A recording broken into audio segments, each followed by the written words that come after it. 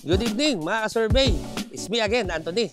So siguro po nagtataka kayo at bakit gabi ang ating settings para sa video ito. So tamang-tama po kasi yung ganitong oras para i-discuss ko sa inyo yung features ng ating SDI.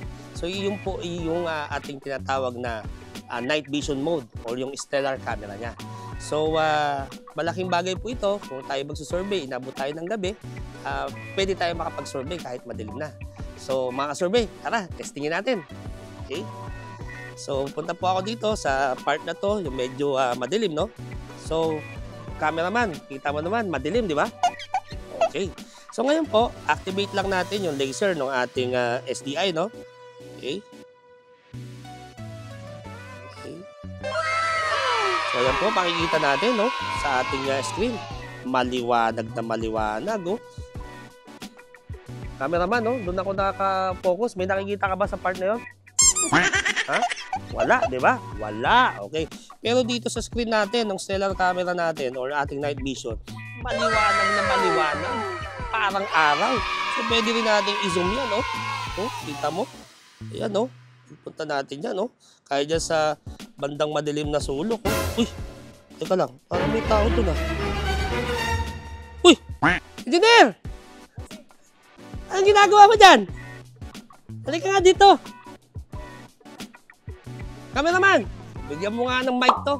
At tama-tama mga ka-survey, nandito si Engineer para ma-discuss natin itong ating EDM laser na night vision, no? Okay. So, ito, Engineer, tara. Tara. Pakita ko sa'yo. Sige nga, patingnan Engineer, oh. Kita mo naman, yeah, no? Baby. Oh. Oh. Napakalinaw. Diba? Napakalinaw, oh. Cameraman, nakita ba? May nakita ka ba dyan sa ano mo? Wala, di ba? Okay. So, ito, Engineer, ayan, no? So, pwede tayo baka mag-measure ng point kahit gabi na, okay? So, let's try some points, no? So, pwede ko siya ma-zoom, okay? So, let's say ito, i-measure ko yan, no? So, lagay ko lang dyan code, no? Bawa, ground lang.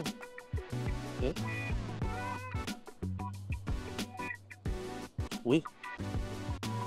Hindi ko suot yung salamin ng Engineer, ah. Okay, bali, kita pa naman. May night vision din yung mata ko, oh. Ayan, no? Oh. Measure natin yan, oh. Oh, diba, Engineer, oh. Diba? Lapit. Lakad pa tayong konti dyan sa medyo madilim, oh.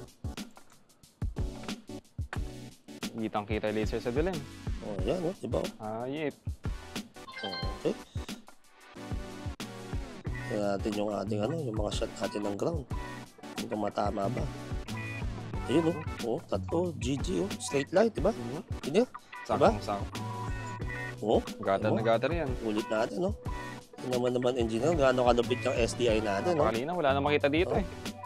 Kahit gabing-gabi, Engineer, pwedeng-pwede ka pa mag-survey. Iyan.